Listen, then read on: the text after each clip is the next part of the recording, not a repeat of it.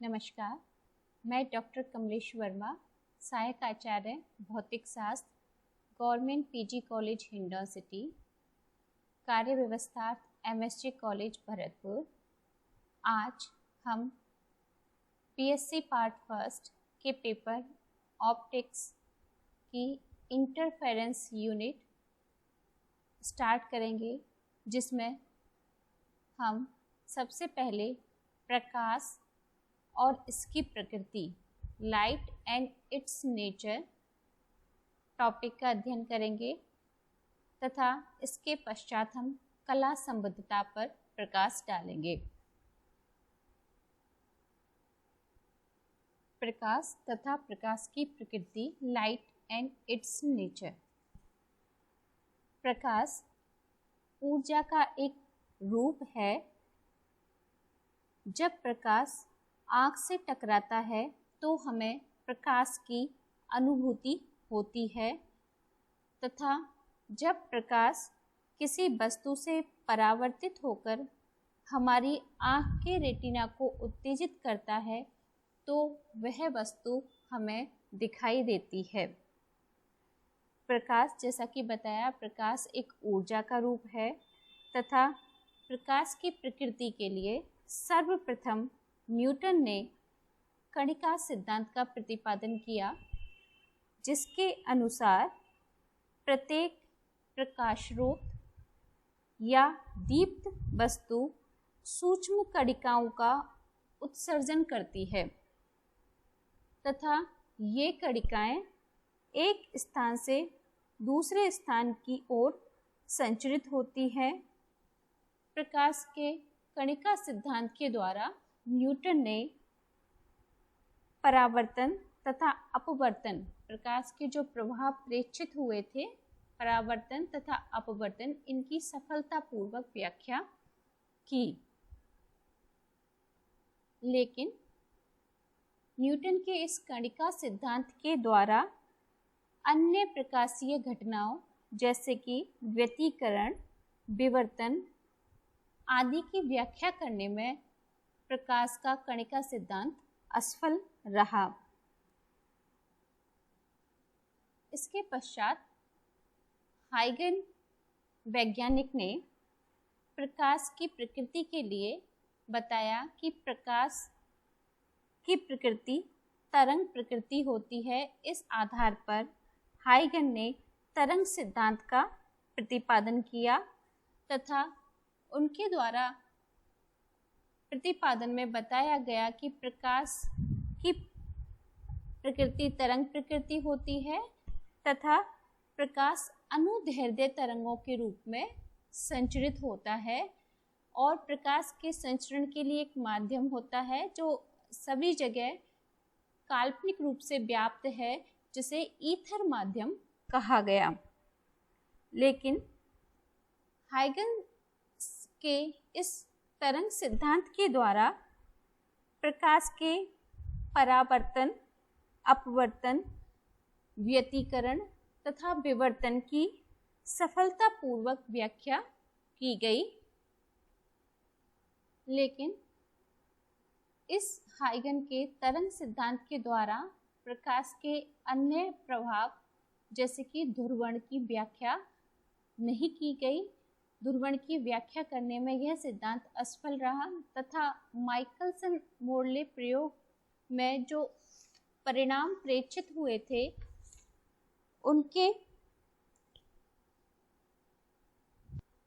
उनके कारण ईथर माध्यम की आवश्यकता की अभिकल्पना को छोड़ना पड़ा।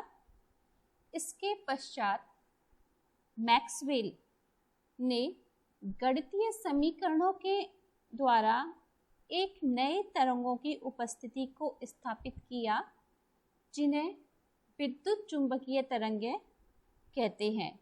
और अध्ययन में यह पाया गया कि ये विद्युत चुंबकीय तरंगें तथा प्रकाश तरंगों के गुण बिल्कुल समान होते हैं तथा विद्युत चुंबकीय तरंगों का निर्वात में जो वेग होता है वो प्रकाश के वेग c 3 × 10⁸ मीटर पर सेकंड के बराबर ही होता है, जिससे एक नए सिद्धांत का प्रतिपादन मैक्सवेल के द्वारा किया गया, जिसे मैक्सवेल का विद्युत चुंबकीय तरंग सिद्धांत कहा जाता है, जिसके अनुसार प्रकाश विद्युत चुंबकीय तरंगें होती हैं। प्रकाश विद्युत चुंबकीय तरंगें होती हैं तथा इनकी इसका प्रायोगिक सत्यापन सन 1887 में हर्ट्ज ने सफलतापूर्वक किया। प्रकाश विद्युत चुंबकीय तरंगों का निरूपण इस चित्र में दिखाया गया है। प्रकाश विद्युत चुंबकीय तरंगें होती हैं जिनकी प्रकृति अनुप्रस्थ होती है। विद्युत चुंबकीय अर्थात इसमें विद्युत क्षेत्र तथा चुंबकीय क्षेत्रों का दोलन होता है, जो कि विद्युत तथा चुंबकीय क्षेत्रों का दोलन परस्पर लंबवत तलों में होता है।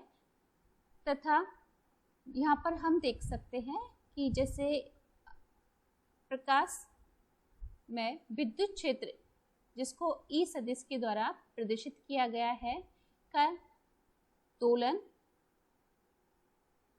x y तल में है तथा चुंबकीय क्षेत्र b सदिश का दोलन xz तल में है तथा प्रकाश या तरंग संचरण की दिशा इन दोनों तलों के दोलनों के लंबवत होती है, अर्थात x दिशा में यहाँ पर तरंग संचरण की दिशा दिखाई गई है। तो इस प्रकार यहाँ प्रकाश या विद्युत चुंबकीय तरंगों का निरूपण किया गया है। मैक्सवेल के इस विद्युत चुंबकीय तरंग सिद्धांत के आधार पर प्रकाश की घटनाओं जैसे परावर्तन, अपवर्तन, व्यतिकरण, विवर्तन, ध्रुवण व वर्ण विक्षेपण की व्याख्या सफलतापूर्वक की गई। इसके पश्चात प्रकाश के अन्य प्रभाव प्रेक्षित किए गए, जैसे कि प्रकाश विद्युत प्रभाव, क्रॉम्पटन प्रभाव, रमन प्रभाव। इन प्रभावों की व्याख्या मैक्सवेल के प्रकाश विद्युत चुंबकीय तरंग सिद्धांत के द्वारा नहीं कर पाई गई, अर्थात विद्युत चुंबकीय तरंग सिद्धांत प्रकाश का इन प्रभावों की व्याख्या करने में असफल रहा। प्रकाश के इन प्रभावों की व्याख्या करने के लिए प्लांक ने प्रकाश के क्वांटम सिद्धांत का प्रतिपादन किया और प्लांक के प्रकाश के क्वांटम सिद्धांत के द्वारा प्रकाश विद्युत प्रभाव, क्रॉम्पटन प्रभाव, रमन प्रभाव आदि की व्याख्या सफलतापूर्वक की गई। इस सिद्धांत में प्रकाश को कण स्वरूप में माना गया है। इस सिद्धांत के अनुसार प्रकाश का संचरण विविक्त ऊर्जा पैकेटों या बंडलों के रूप में होता है। प्रकाश का संचरण विविक्त ऊर्जा पैकेटों या बंडलों के रूप में होता है तथा इन ऊर्जा पैकेटों को ही फोटोन या क्वांटा कहा जाता है। अगर प्रकाश की आवृत्ति न्यू है तो प्रकाश के प्रत्येक फोटोन या क्वांटा की जो ऊर्जा है वो E = h न्यू होती है, जहाँ पर h प्लांक नियतांक है तथा प्रकाश की आवृत्ति न्यू है। इस प्रकार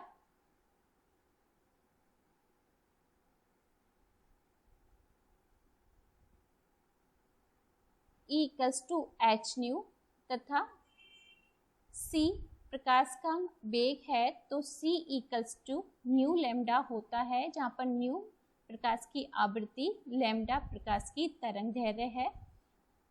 न्यू का मान हम यहाँ से पुट करें तो nu equals to c over lambda हमें प्राप्त होगा और E इक्वल्स टू हमें hc ओवर लैम्डा प्राप्त होता है। इस आधार पर यह निष्कर्ष निकाला गया कि प्रकाश की प्रकृति द्वैत होती है, अर्थात प्रकाश द्वैत प्रकृति का होता है। प्रकाश की कुछ परिघटनाएं जैसे कि व्यतिकरण, ध्रुवण आदि की व्यतिकरण, ध्रुवण, अपवर्तन, परावर्तन, विवर्तन आदि को प्रकाश की तरंग प्रकृति के आधार पर समझाया गया तथा कुछ परिघटनाओं जैसे विद्युत प्रभाव, क्रॉम्पटन प्रभाव, रमन प्रभाव आदि को प्रकाश के क्वांट स्वरूप के द्वारा समझाया गया। इस प्रकार प्रकाश में तरंग तथा कण दोनों स्वरूप विद्यमान होते हैं, अर्थात प्रकाश की प्रकृति द्वैत, तरंग व कण दोनों प्रकार की होती है, लेकिन एक ही समय पर प्रकाश की एक ही प्रकृति प्रेक्षित होती है। इस प्रकार हमने प्रकाश तथा प्रकाश की प्रकृति के बारे में संक्षिप्त अध्ययन किया है। अब हम कला संबद्धता, कोहेरेंस पर आते हैं। कला संबद्धता में हम कालिक व स्थानिक संबद्धता, संबद्धता लंबाई व संबद्धता काल, temporal and spatial coherence, coherence length, संबद्धता लंबाई एंड कोहेरेंस टाइम, संबद्धता काल का भी अध्ययन करेंगे। तो सबसे पहले हम कला संबद्धता को समझते हैं। प्रकाश के प्रत्येक स्रोत में जो प्रकाश का उत्सर्जन है वो उसके करोड़ों परमाणुओं के उत्तेजित अवस्था से मूल अवस्था में संक्रमण के कारण होता है। जब परमाणु उत्तेजित अवस्था से मूल अवस्था में आते हैं तो वो ऊर्जा का उत्सर्जन करते हैं। इस प्रकार प्रत्येक प्रकाश स्रोत में जो प्रकाश का उत्सर्जन है वो उसके करोड़ों परमाणुओं के उत्तेजित अवस्था से मूल अवस्था में संक्रमण के कारण होता है तथा ये जो विभिन्न परमाणुओं से ऊर्जा का, प्रकाश का जो उत्सर्जन है उसमें कोई भी कला संबंध नहीं होता है, क्योंकि ये जो परमाणुओं से उत्सर्जन की प्रक्रिया है यह यादृच्छिक, रैंडम होती है। इसी प्रकार यदि दो स्वतंत्र प्रकाश स्रोत लें तो उनसे जो प्राप्त प्रकाश तरंगे हैं उनमें भी किसी स्थिति पर कलांतर नियत नहीं रहेगा, वरन यादृच्छिक रूप से परिवर्तित होता है। इस प्रकार वे प्रकाश स्रोत जिनसे किसी स्थान पर प्राप्त प्रकाश तरंगों में कोई निश्चित कला संबंध नहीं हो, अर्थात तरंगों में कलांतर समय के साथ परिवर्तित होता रहे, किसी स्थान पर जो कलांतर है वो समय के साथ परिवर्तित होता रहे, तो इस प्रकार के जो प्रकाश स्रोत हैं वो कला असंबद्ध स्रोत कहलाते हैं, फेज इनकोहेरेंट सोर्स कहलाते हैं। कला संबद्ध स्रोत, कोहेरेंट सोर्स, वे प्रकाश स्रोत जिनसे किसी बिंदु पर प्राप्त तरंगों के मध्य कलांतर का मान समय के साथ परिवर्तित नहीं होता है, अर्थात तरंगों में किसी स्थान पर प्राप्त तरंगों पर कला संबंध निश्चित हो या नियत रहे, तो इस प्रकार के जो प्रकाश स्रोत हैं वो कला संबद्ध स्रोत कहलाते हैं। तो इस प्रकार कला संबद्ध स्रोत वो स्रोत होते हैं, वो प्रकाश स्रोत होते हैं जिनके द्वारा किसी बिंदु पर प्राप्त तरंगों के मध्य कलांतर का मान समय के साथ परिवर्तित न होकर नियत रहता है तथा यह गुण कला संबद्धता, प्रकाश स्रोतों का यह गुण कला संबद्धता कोहेरेंस कहलाता है। कला संबद्धता को दो भागों में बांटा जा सकता है, कालिक संबद्धता टेम्पोरल कोहेरेंस और स्थानिक संबद्धता स्पेशियल कोहेरेंस। इनका हम विस्तृत अध्ययन नेक्स्ट लेक्चर में करेंगे, जिसमें हम कालिक संबद्धता लंबाई तथा स्पेक्ट्रमी रेखा की परिशुद्धता तथा इनके लिए व्यंजक भी हम नेक्स्ट लेक्चर में प्राप्त करेंगे। धन्यवाद।